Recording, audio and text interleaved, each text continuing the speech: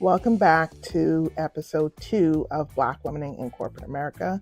I'm your host, Nicole S. Palmer, author of Playing the Game While Black Women in Corporate America.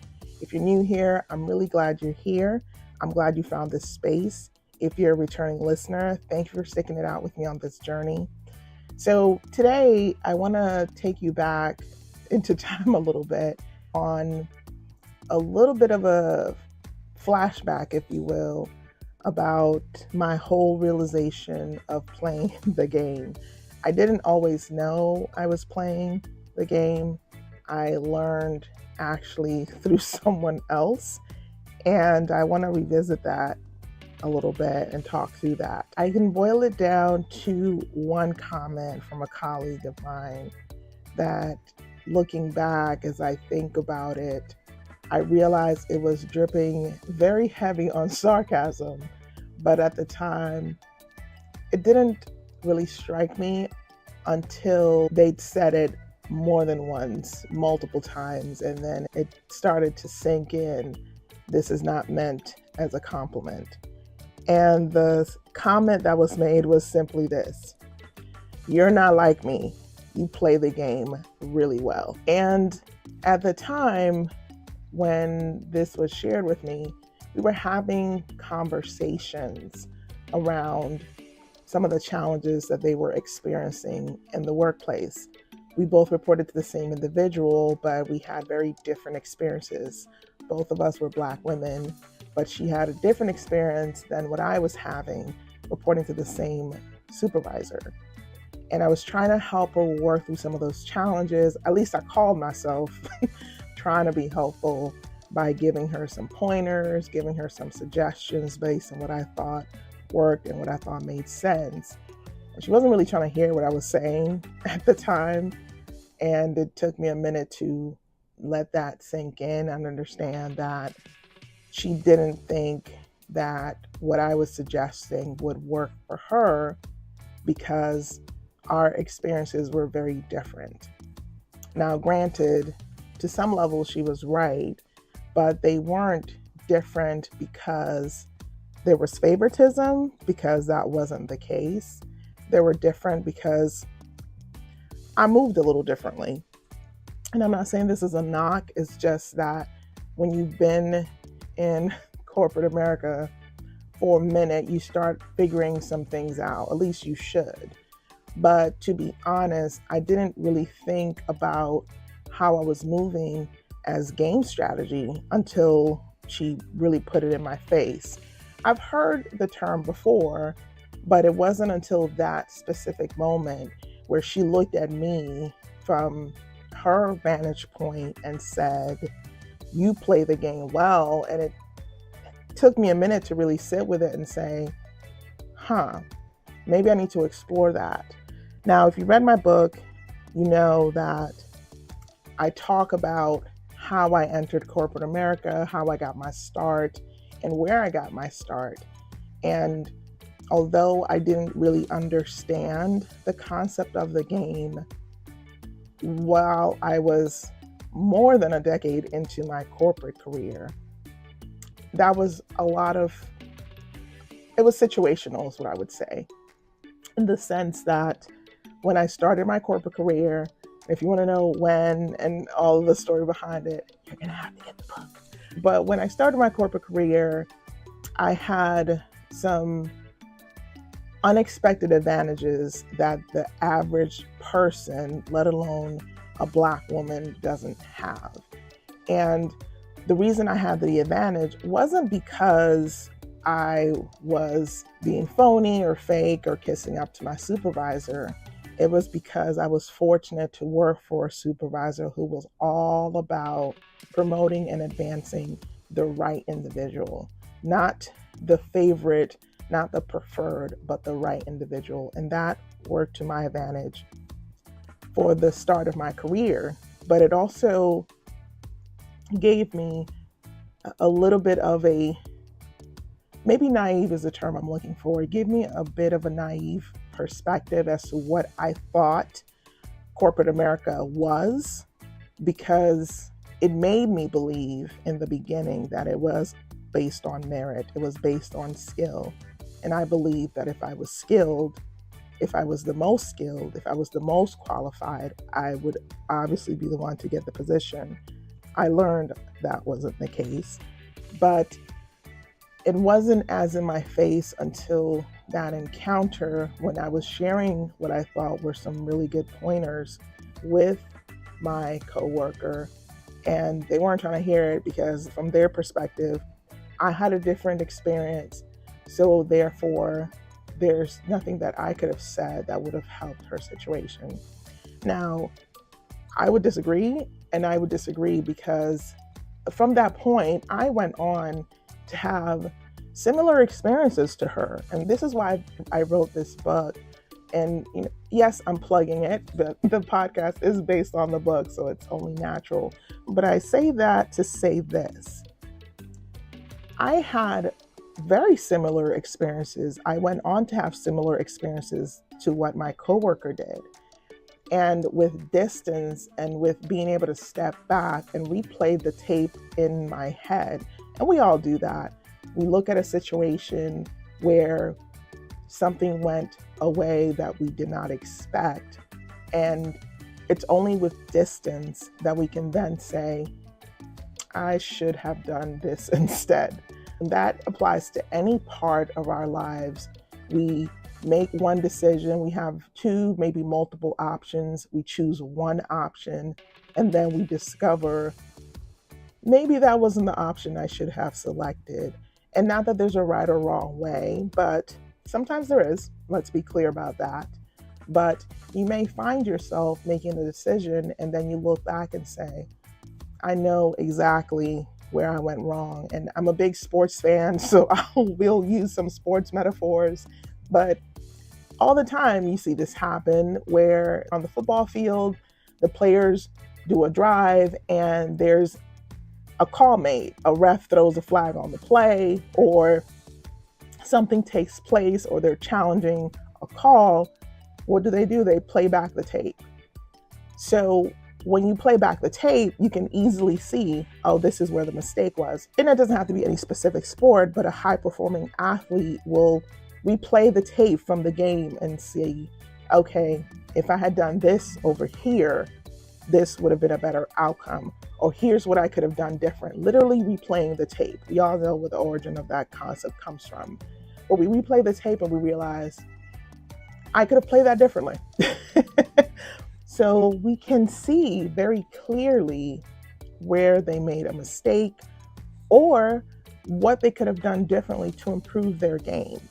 And that's what I'm able to now do, having distance from my, what I would call the single biggest career pivot of my professional life.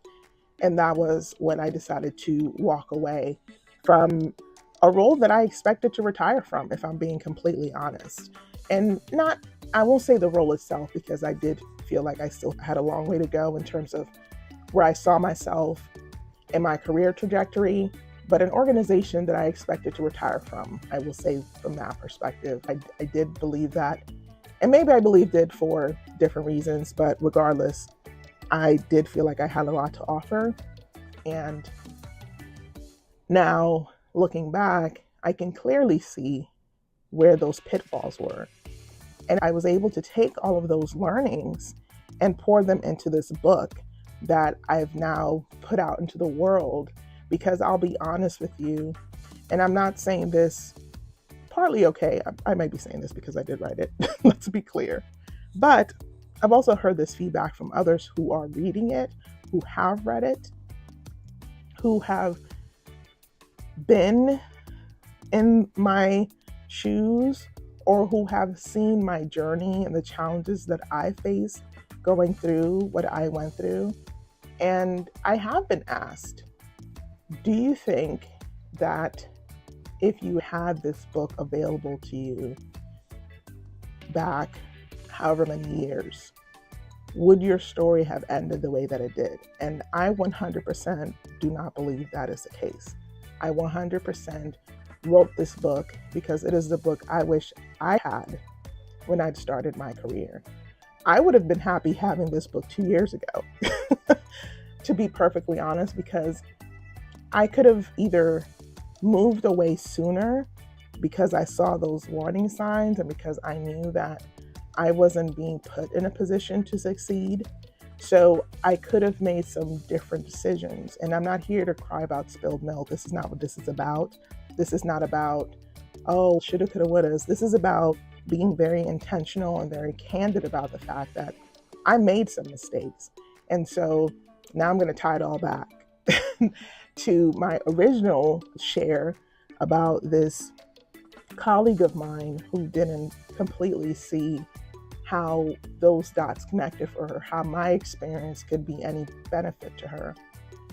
I saw myself commit the very errors that I saw her commit. And had I done things differently, I could have moved in a different direction where I wasn't placed in a position where essentially it forced my hand. So yes, I did learn much later on that I was playing the game. And this is actually one of the stories that didn't make it into the book. This is what I would say, one of these cutting room floor stories where you cut it out and you set it aside because it's not going to make it into the book. So this is one of those cutting room floor stories when I discovered that I was playing the game because someone pointed it out. And I just thought I was doing a good job. I was showing up. I was dedicated. I was going above and beyond because that's what you were expected to do. And that's something that was ingrained in me, 100% ingrained in me because of my heritage, because of my cultural background. Both of my parents were very strict, very adamant about education. So it was only natural that I would have that leaning towards pursuing excellence, towards making sure that I was not just doing my job, but I was going above and beyond because I believed it was expected of me at every role that I held. Looking back, I'm appreciative that they were so frank about it, while they definitely were sharing that as a put down, because from their perspective, I was playing the game, but not necessarily from a integrity perspective, I guess is the right term, because some things came out down the road that I learned relating to this specific individual. But the bottom line is, yes, I was playing the game, but I wasn't playing it as deliberately as I could have had I known some of the things that I know now. That said, I had a lot of success playing the game while I was 100% in it.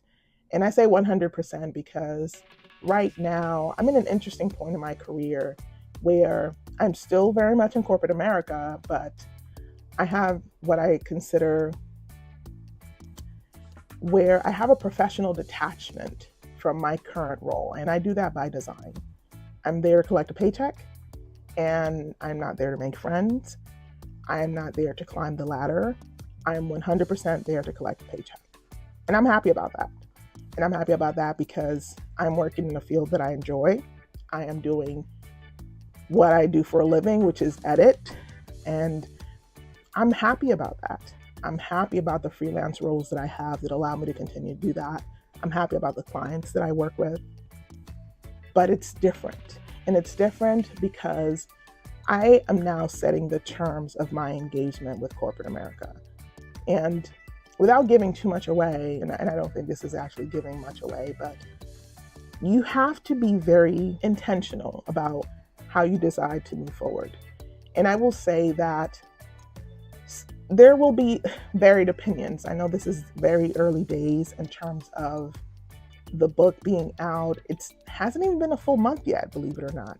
The book only came out November 20th. With this book being out, I was very nervous about putting the book out, if I'm being very honest with you. And I was very nervous because I think as Black women especially, we're in this sort of Renaissance era.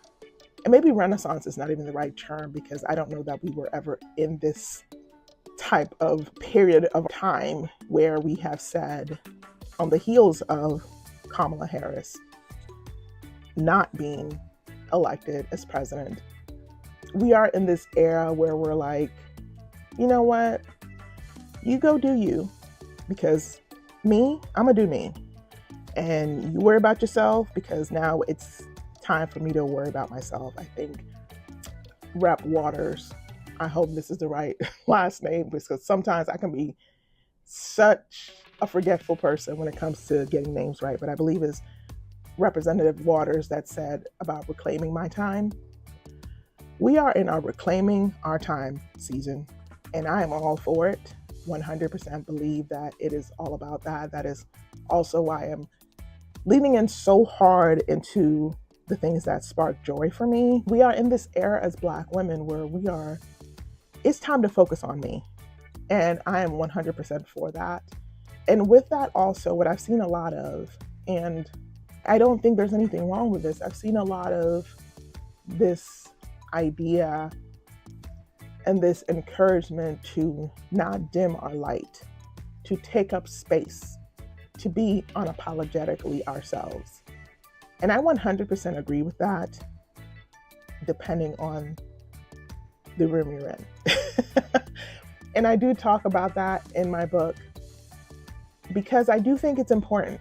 And I think it's important because I would be doing you all a disservice if I said, okay, you just need to go in there, 100% be yourself, and you're going to get everything you're looking for. They're going to throw the money at you. They're going to throw the promotions. They're going to run you down and just hand you all the promotions.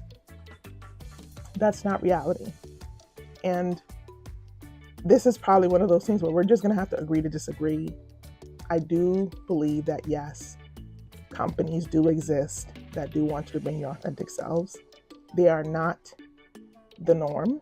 They are the exception. And I will stand 10 toes down in that.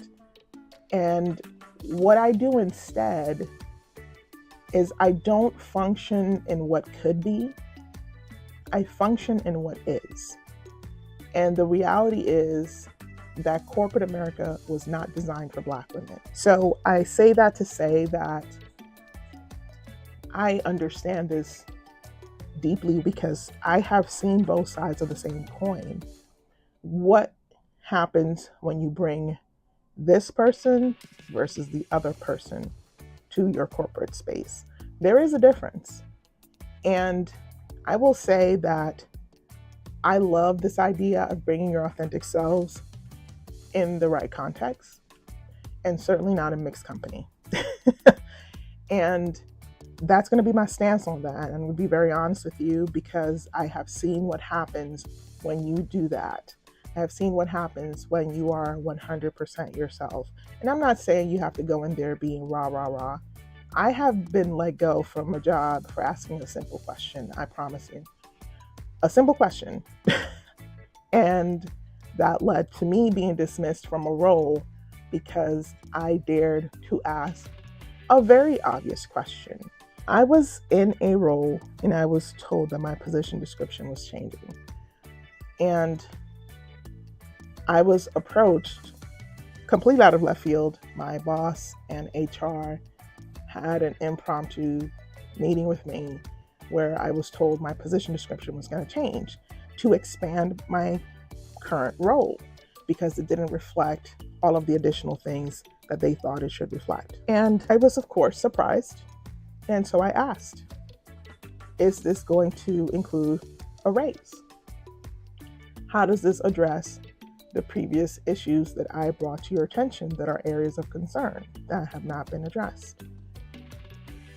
No answers to those questions, just that I was expected to now perform this new job that I hadn't agreed to or signed up for, but it was expected of me. And because I asked those questions, because I asked, will this include a pay bump? How does this address the other issues, the elephant in the room that we're not discussing? The following week, I was told that the client was going in a different direction.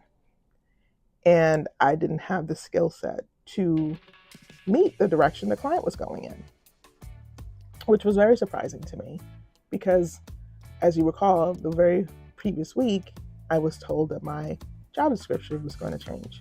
Not that I didn't have the skill set, but that my job description was going to change. But because I challenged it, that became a bigger issue. So I say all that to say that yes, you can 100% challenge the status quo. You can 100% bring your authentic self.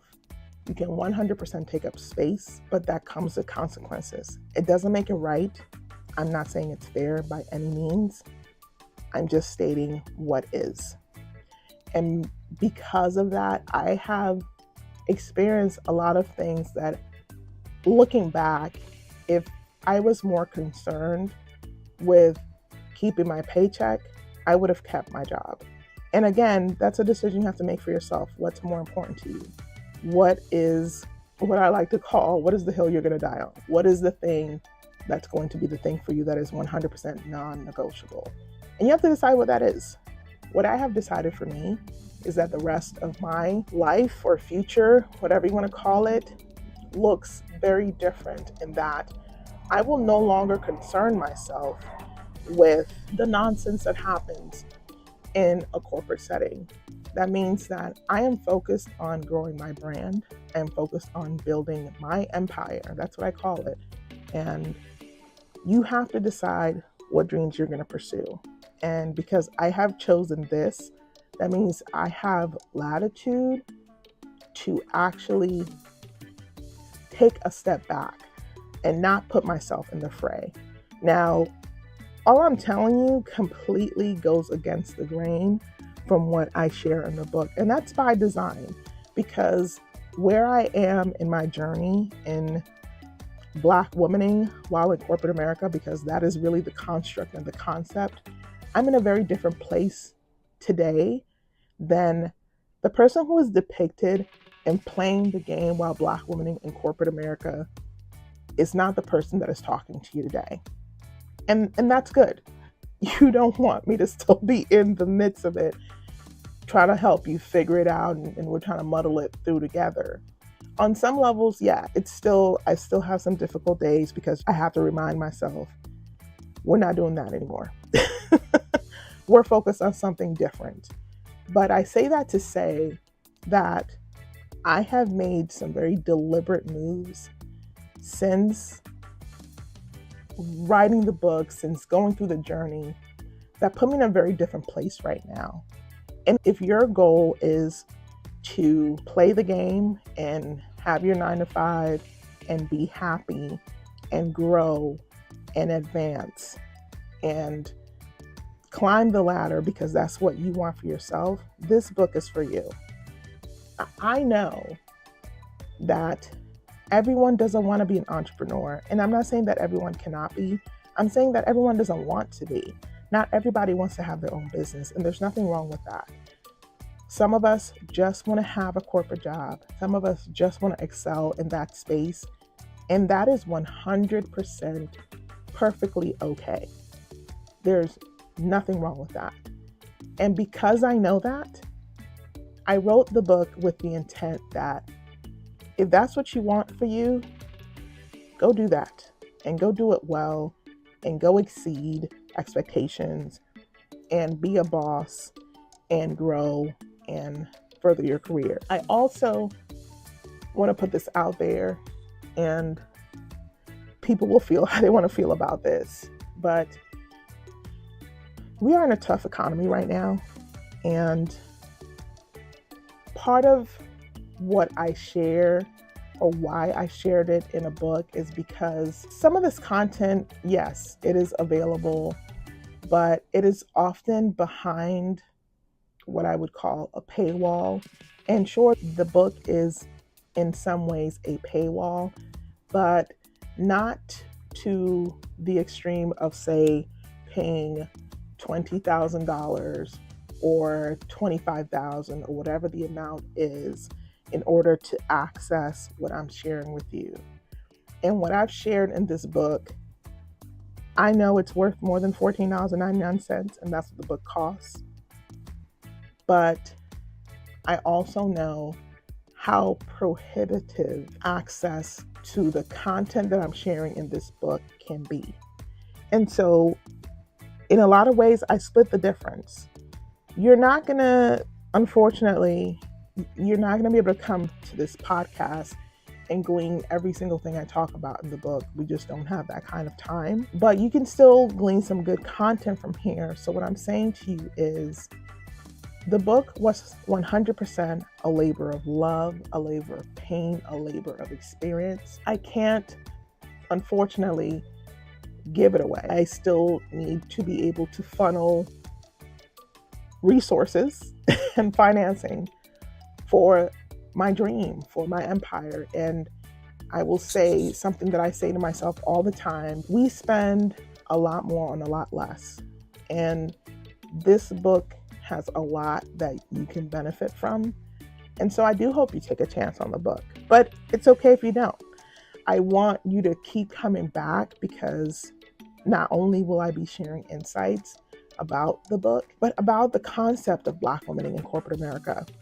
It's a concept I coined. It's a concept that I hope will pick up steam in the future. But ultimately, I just want to make sure that we have those conversations, because they're important. And I want to be able to support others who are in similar situations.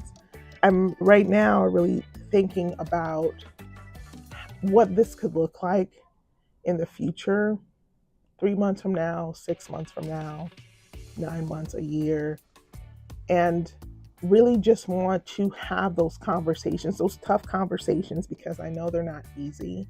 So I do expect to have guests on the show anonymously, probably. I'm hoping. I have a couple in mind, actually.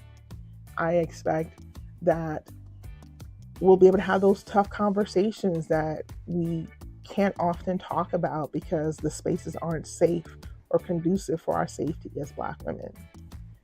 So I do hope we'll have those types of conversations. And yeah, I think I'm still finding my stride. And I will say, I think it always trips me up how different this podcast is from my other podcast, because I do that with someone else. And we have very good chemistry together. And so the energy is different. And so trying to make sure that I'm okay and comfortable with my voice and just my voice alone, and having the conversations around these issues that we deal with on a daily basis. And it's going to take me a little bit of time, but I know I'm going to get it figured out. And I hope that this is helpful for you as I'm figuring out or finding my voice, finding a level of comfort with my voice that I'm only just now discovering, I will say. And to wrap up this episode, because I know we covered quite a bit, but hopefully all of it was at least one coherent thought or stream of thought rather than a jumbled mess. So as I wrap up this episode, I just want to leave you with this. Thinking back to that sarcastic comment from my colleague, it really, yes, it was heavy on the sarcasm, but it wasn't just a critique. It really was fuel for me. It was fuel because it made me realize that playing the game in corporate America it's really not just about winning, but it's about defining what winning looks like for you. And that's what I've done over the course of about a year, actually, probably a little bit longer, where I have really determined what winning looks like for me as I enter into this new chapter in my life. So I'm going to give you a challenge or some homework, right? So I want you to really think about and reflect on the moves that you're making right now. Are they moving you closer to your goals? Are they helping you claim? And claim's not the right term. Are they helping you tap into your power? I do believe that, full disclosure, I'm a big fan of Joyce Meyer. I'm not going to preach at you, I promise. But one of the things that she says, or that I've heard her say, is Everything you need is already on the inside of you. And I love that. And I love that because it's so true. And so sometimes we ask or pray for something, but we just want something, right? Oh my gosh, I wish I was more patient. Oh my gosh, I wish this, or whatever the case is. And all of those things that you wish or want or ask for, you've already got them. So you've got to tap into them. And I mentioned this in the last episode. I don't believe in the term empowerment anymore in the sense of what it used to represent. So I'm not saying that I always believe that. Something I came to learn recently thanks to my studies at UNC. But I believe that power is not something someone has to give us. Power is something we already have. So it's something you have to tap into, right? So with that said, think about the moves that you're making or that you're about to make. Are they moving you closer to your goals? Are they helping you tap into your power? And if you're not sure, that's okay. This podcast is about community. It's about helping each other out. So I expect this to be very much a two-way conversation, okay? This is not just me talking into the void. I know it's going to take some time for folks to start trickling in, and that's all right, because I will be here every Saturday at 7. So that is quite okay. Let's have the conversation. Let's make sure that we're having that discussion and talking about what that could look like if you're not even sure where to start. All right. And just one last thing I'll leave you with. Please don't forget, I am giving away a free copy of my book, Playing the Game While Black Womening in Corporate America, every single Saturday through the end of the year. Maybe longer, we'll see. I am giving away a copy every single Saturday. I announce the winner on LinkedIn at 9 a.m. If you are following me on LinkedIn, if you're following me on Facebook, wherever you're following me, you have a chance to win a free copy. I'll be giving one away. Make sure you like, share, follow, comment. Every single engagement is an entry to potentially win. With that, I want to thank you so much for tuning in. Thank you for supporting the book. Thank you for supporting this community, this very early days community of Black women in corporate America and what it stands for, and for being on this journey. Let's make sure we continue the conversation. So until we speak again, take care.